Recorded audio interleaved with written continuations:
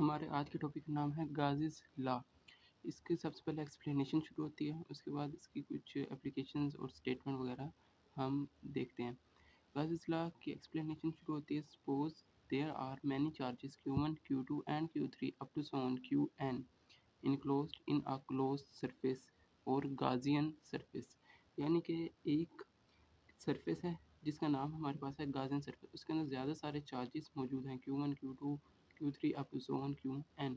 Let us compute the total electric flux passing through the surface। अब हम total electric flux find करेंगे जो कि सरफेस से पास हो रहा है। Total flux passing through Gaussian surface by adding individual charge. जो टोटल फ्लक्स होगा वो सारे चार्जेस का सम होगा, यानी कि Q1, Q2, Q3 का जो सम होगा वो टोटल फ्लक्स हमारे पास मौजूद होगा। इस तरह total flux is equal to flux 1 plus flux 2 plus flux 3 up to so on flux n। अब फ्लक्स की वैल्यू हमारे पास पिछले टॉपिक में हमने फाइंड की थी, Q ओवर एप्सिलॉन नॉट होता है। अब Q हमारे पास चार्ज है, यानी Q1 charge 1 over epsilon not plus Q2 यानी कि चार्ज 2 ओवर एप्सिलॉन नॉट और up to so on Qn over epsilon not. Epsilon 1 over epsilon not हमारे पास कॉमन आ जाएगा, तो अंदर आ जाएगा Q1 plus Q2 plus Q3 up to so on Qn। अब टोटल फ्लक्स हमारे पास 1 over epsilon not total charge enclosed, यानी कि जितने चार्जेस गाज़ियन सरफेस के अंदर क्लोज किए गए हैं उसके बराबर है। अब टोटल चार्ज को हम कैपिटल Q से ज़ाहिर कर देते हैं, 1 over epsilon not multiply Q। तो हमारे पास इसका जो आखिरी फार्मूला आ जाएगा वो total flux is equal to total charge यानी Q ओवर एप्सिलॉन नॉट। इसके बाद इसकी स्टेटमेंट आ जाती है। स्टेटमेंट में कुछ इस तरह है, total flux passing through a close surface is equal to 1 over epsilon not time total charge enclose. यानी टोटल फ्लक्स जो किसी क्लोज सरफेस से पास हो रहा है वो 1 over epsilon not time total charge के बराबर जो कि गाज़ियन सरफेस के अंदर इनक्लोज किया गया है। यानी कि गाज़ीज़ लॉ की स्टेटमेंट इस तरह आएगी, flux is equal to 1 over epsilon not multiply by capital Q यानी चार्ज। इसके बाद एप्लीकेशंस हैं गाज़ीज़ लॉ की। Gauss's law is used to find electric intensity E at any point.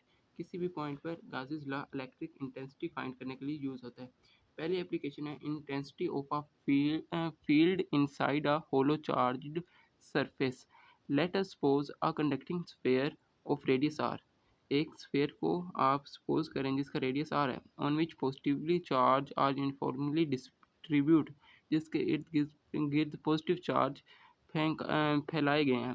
We wish to compute electric field intensity inside a hollow charge sphere. हमें उसके अंदर मौजूद पाई जाने वाली चार्ज स्फीयर है उसकी इंटेंसिटी फाइंड करनी है using Gauss's law.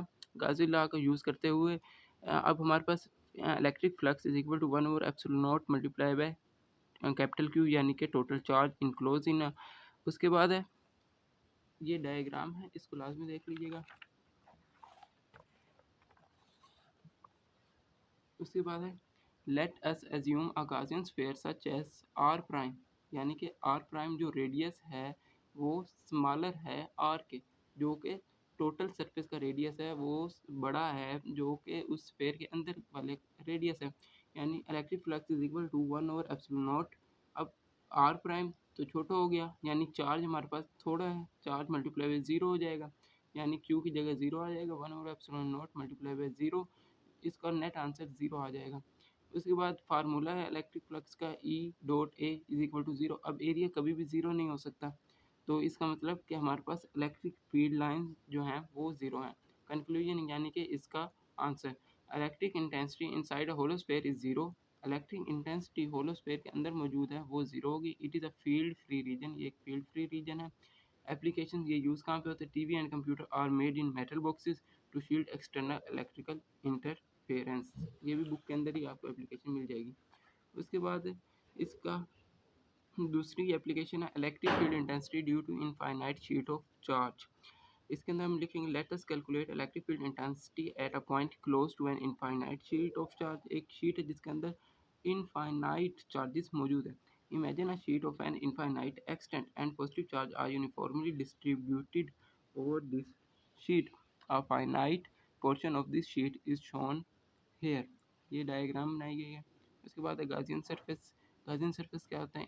Imagine a cylindrical Gaussian surface such that its one end contain the point where E is to be calculated। यानी हमने E को इसके एक पॉइंट पर E को कैलकुलेट करना है। उसके बाद है flux through a flat surface. Flat surface पर फ्लक्स किस तरह होगा? साइलेंड्रिक, सिर्फ दो साइड्स फ्लैट होती हैं, इस वजह से इसका फ्लक्स भी सिर्फ दो साइड्स पर होगा। यानी कि total flux is equal to E A cos theta plus E A cos theta. अब दोनों पैरेलल होंगे तो इनके दरमियान एंगल 0 हो जाएगा, कोस 0 1 होता है, और ई ए प्लस ई ए हो जाएगा 2 ई ए हो जाएगा। उसके बाद हम कैलकुलेट करेंगे फ्लक्स थ्रू कर्व्ड सरफेस। अब फ्लक्स कर्व्ड सरफेस में 90 का एंगल बना रहा होता है क्योंकि वो एक स्फीयर होता है, तो ई ए कोस 90 आ जाएगा। कोस 90 0 होता है, इसका नेट आंसर 0 आ जाएगा। Total flux curved flux plus flat flux होगा, और दोनों का आंसर 2EA आ जाएगा। उसके बाद इसकी थोड़ी सी मैथमेटिकल फॉर्म है। Applying Gauss's law. Gauss's law हमारे पास था flux is equal to 1 over epsilon not multiply by total charge enclosed in a cylinder. अब total flux is equal to 1 over epsilon naught sigma A. Sigma A कहाँ से आया? ये साथ hint लिखा गया है। चार्ज डेंसिटी हमारे पास टोटल चार्ज ओवर ए होता है। चार्ज डेंसिटी को हम सिग्मा से डिनोट करते हैं, यानी sigma is equal to Q over A. उसके बाद क्यू की वैल्यू फाइंड करेंगे, सिग्मा मल्टीप्लाई बाय ए। उसके बाद इधर पुट कर देंगे 1 over epsilon not multiply by sigma A. Total flux हमारे पास जो हमने पीछे कैलकुलेट किया वो 2EA आ गया। ई ए से ए कैंसिल हो जाएगा, ई हमारे पास सिग्मा ओवर 2 एप्सिलॉन नॉट आ जाएगा, जो कि इसकी मैग्नीट्यूड है। वेक्टर फॉर्म के अंदर ए के ऊपर वेक्टर का साइन और साथ आर यूनिट वेक्टर लगा देंगे। Here R is a unit vector showing direction of E and it is directed away from the sheet of the charge. उसके बाद हमारे पास आखिरी एप्लीकेशन है electric intensity between two oppositely charge plate. Suppose two oppositely charge plate of an infinite instant placed in a vacuum.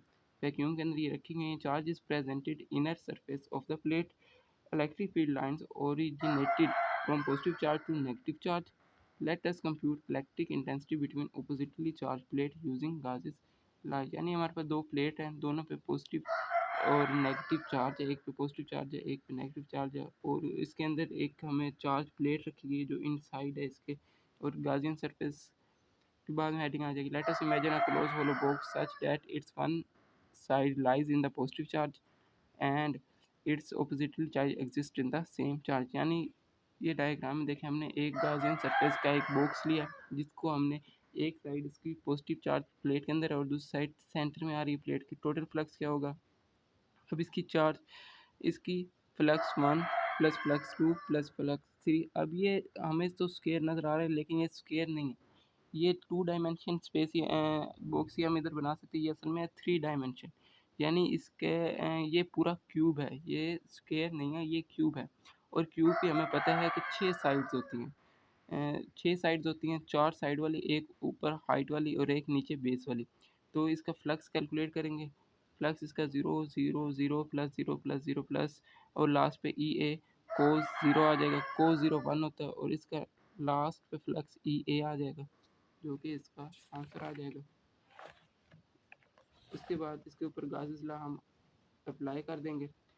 Flux is equal to 1 over epsilon not multiply by Q, यानी total charge Q हमारे पास हम पीछे पढ़ के आए हैं sigma ए होता है।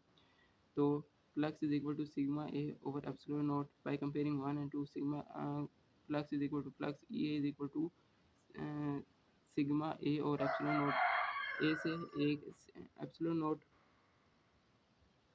Sigma A over epsilon not. अब ए जो ई ए के साथ मल्टीप्लाई कर रहा है वो इधर आके डिवाइड हो जाएगा, ए से ए कैंसिल हो जाएगा, ई हमारे पास सिग्मा एप्सिलॉन नॉट आ जाएगा, और इसका net answer E vector is equal to sigma over epsilon naught R unit vector आ जाएगा।